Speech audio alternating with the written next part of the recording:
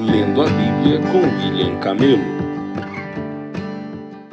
Dia 20 de julho, 2 Crônicas 1:3-17. Salomão, filho de Davi, estabeleceu firme controle sobre seu reino, pois o Senhor, seu Deus, estava com ele e o tornou muito poderoso. Salomão convocou todas as autoridades de Israel, os generais e capitães do exército, os juízes e todos os líderes e chefes dos clãs.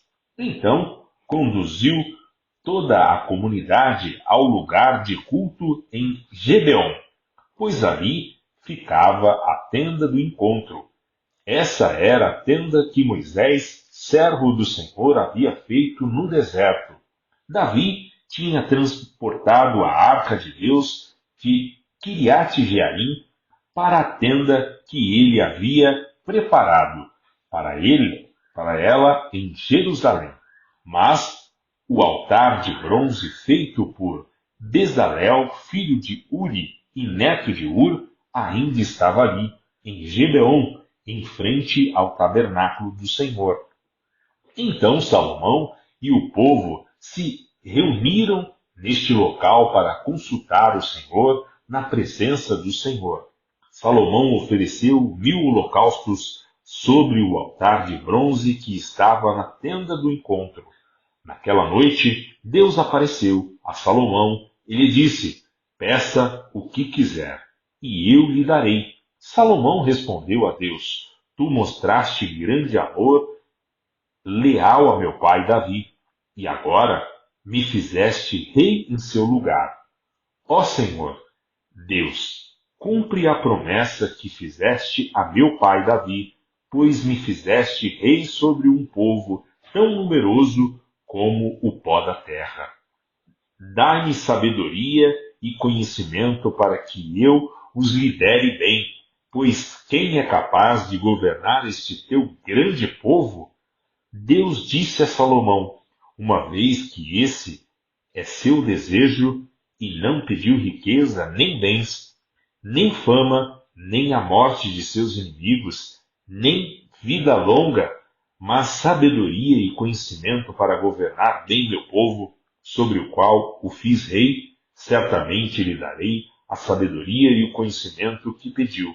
Também lhe darei riqueza, bens e fama, como nenhum rei teve nem jamais terá. Então Salomão voltou da tenda do encontro no lugar de culto em Gibeon para Jerusalém e reinou sobre todo Israel. Salomão ajuntou muitos carros de guerra e cavalos. Possuía 1.400 carros de guerra e 12.000 cavalos. Mantinha alguns deles nas cidades designadas para guardar esses carros de guerra e outros perto dele em Jerusalém. O rei tornou a prata e o ouro tão comuns em Jerusalém como as pedras.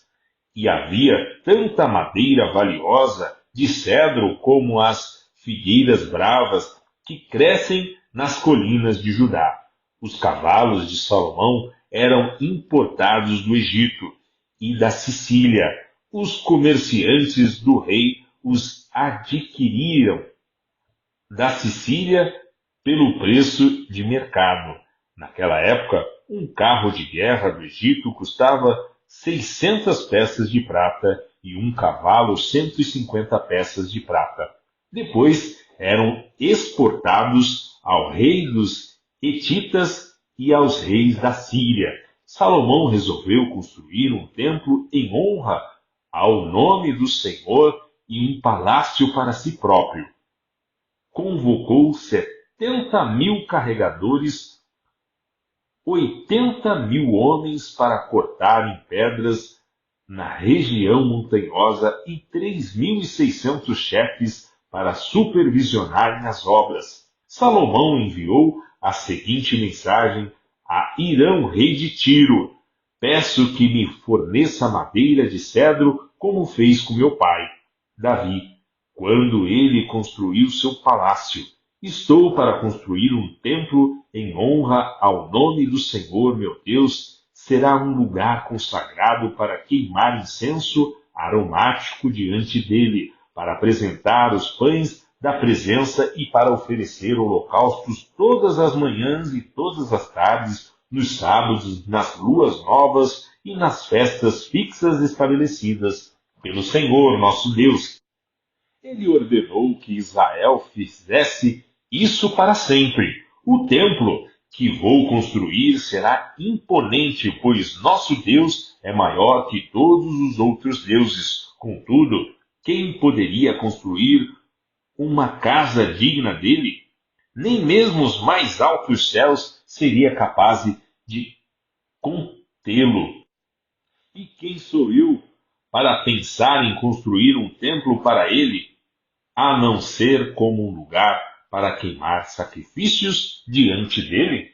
Portanto, envie-me um mestre artífice competente, que saiba trabalhar com ouro, prata, bronze e ferro, com tecido, púrpura, vermelha e azul, que seja habilidoso para fazer entalhes e que trabalhe com os artífices de Judá e Jerusalém, que meu pai Davi escolheu.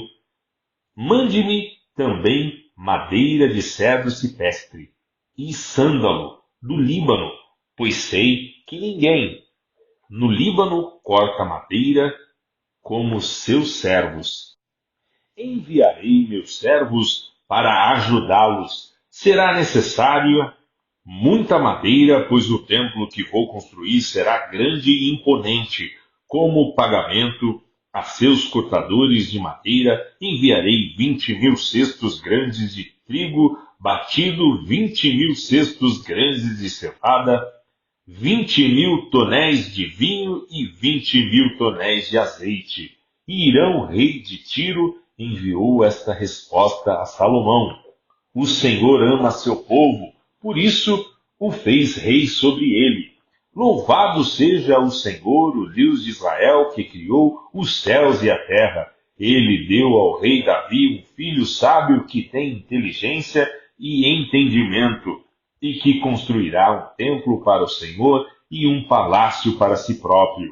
Envio-lhe Hurão, Abi, mestre artífice muito talentoso. Sua mãe é da tribo de Dan, em Israel, e seu pai é de Tiro. Ele tem habilidade para trabalhar com ouro, prata, bronze e ferro, e também com pedra, madeira, tecido púrpura, vermelho e azul, e linho fino.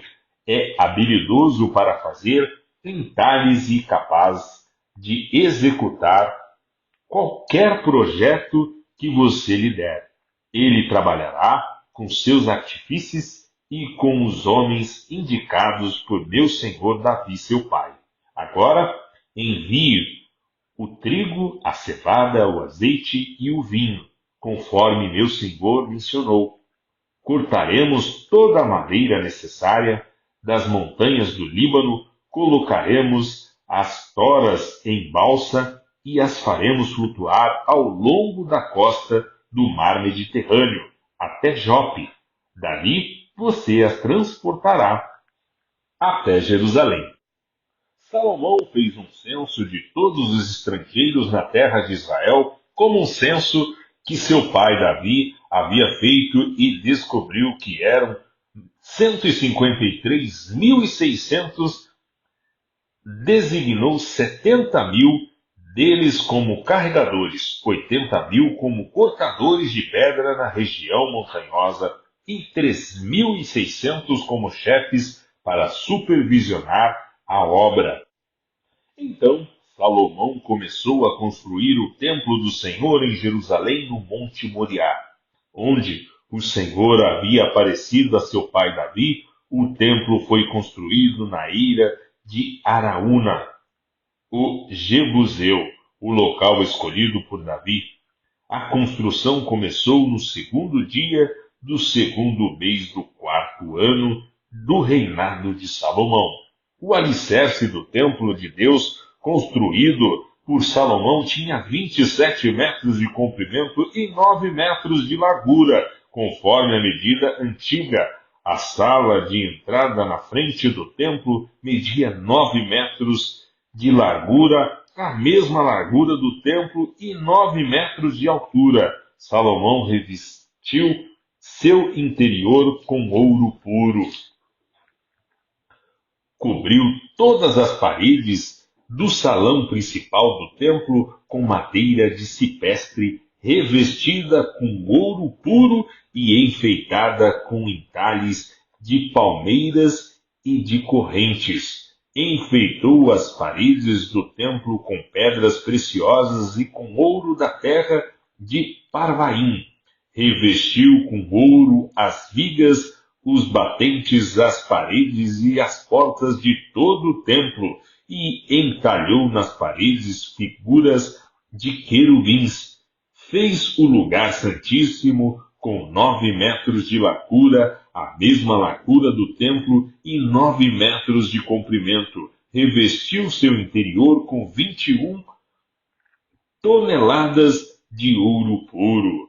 Cada um dos pregos de ouro pesava 600 gramas. Também revestiu com ouro as paredes das salas superiores. Fez 2 figuras em forma de querubins, as revestiu com ouro e as colocou no lugar santíssimo. As asas abertas dos querubins mediam juntas 9 metros. Uma das asas do primeiro querubim media 2,25 metros e tocava a parede do templo. A outra asa, que também media 2,25 metros, tocava a asa do segundo querubim. De igual modo, uma das asas do segundo querubim media 2,25 metros e tocava a parede oposta. A outra asa, que também media 2,25 metros, tocava a asa do primeiro querubim. Portanto, as asas abertas dos querubins mediam juntas 9 metros. Os querubins ficavam em pé de frente para o salão principal do templo. Na entrada do lugar santíssimo colocou uma cortina de linho fino enfeitada com fio azul, púrpura e vermelho e bordada com figuras de querubins. Para a frente do templo fez 2 colunas, cada uma com 8,100 metros de altura e com um capitel de 2,25 metros de altura. Fez conjuntos de correntes entrelaçadas e os colocou para enfeitar o alto das colunas. Também fez romãs decorativas e as prendeu às correntes. Depois levantou as 2 colunas na frente do templo, uma ao sul da entrada e outra ao norte. Chamou a coluna ao sul de Jaquim e a coluna ao norte de Boaz. Romanos 6, 1-23. Pois bem, devemos continuar pecando para que Deus mostre cada vez mais sua graça? Claro que não. Uma vez que morremos para o pecado, como podemos continuar vivendo nele? Ou acaso se esqueceram de que quando fomos unidos a Cristo Jesus, no batismo, nos unimos a Ele em sua morte? Pois belo batismo, e pelo batismo morremos e fomos sepultados com Cristo. E assim, como Ele foi ressuscitado dos mortos pelo poder glorioso do Pai, agora nós também podemos viver uma vida nova, uma vez que nossa união com Ele se assemelhou à sua morte.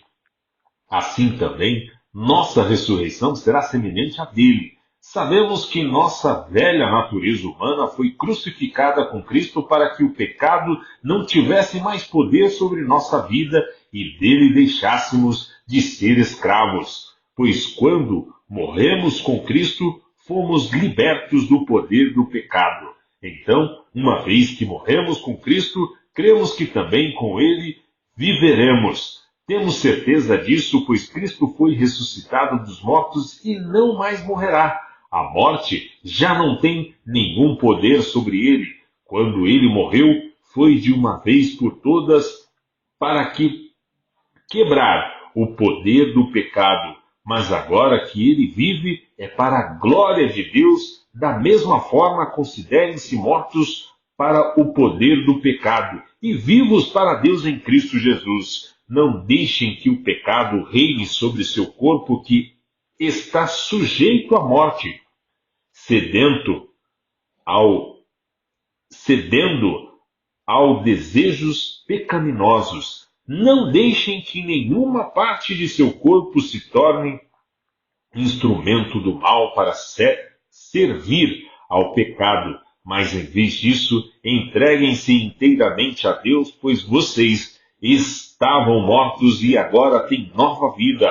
Portanto, ofereçam seu corpo como instrumento para fazer o que é certo, para a glória de Deus. O pecado não é mais seu senhor, pois vocês já não vivem sobre a lei, mas sobre a graça de Deus. Pois bem, uma vez que a graça nos libertou da lei, quer dizer que podemos continuar pecando? Claro que não. Vocês não sabem que se tornam escravos daquilo a quem escolhem obedecer? Podem ser escravos do pecado que conduz à morte, ou podem escolher obedecer a Deus que conduz à vida de justiça. Graças a Deus, porque antes vocês eram escravos do pecado, mas agora obedecem de todo o coração a este ensino que lhes transmitimos. Então, livres da escravidão do pecado e se tornaram escravos da justiça. Uso o exemplo da escravidão para ajudá-los a entender isso tudo, pois sua natureza humana é fraca. No passado, vocês se deixaram escravizar pela impureza e pela maldade, o que o fez afundar ainda mais no pecado. Agora, devem se entregar como escravos à vida de justiça para que se tornem santos. Quando eram escravos do pecado, estavam livres da obrigação de fazer o que é certo. E qual foi o resultado? Hoje, vocês se envergonham das coisas que costumavam fazer, coisas que acabam em morte. Agora, porém, estão livres do poder do pecado e se tornaram escravos de Deus, fazem aquilo que conduz à santidade e resulta na vida eterna, pois o salário do pecado é a morte, mas a dádiva de Deus é a vida eterna em Cristo Jesus, nosso Senhor.